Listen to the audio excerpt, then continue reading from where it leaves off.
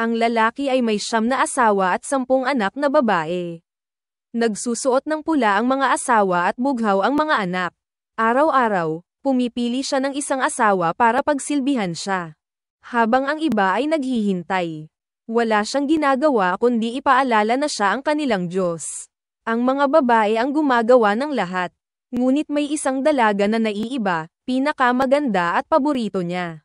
Hindi niya kailanman nakita ang kanyang ina. Tinanong niya ang lalaki tungkol sa kanyang ina, ngunit hindi ito sumagot. Isang araw, may dumating na bagong asawa, isang kaedad niya. Nagalit ang isang kapatid at isinumbong siya.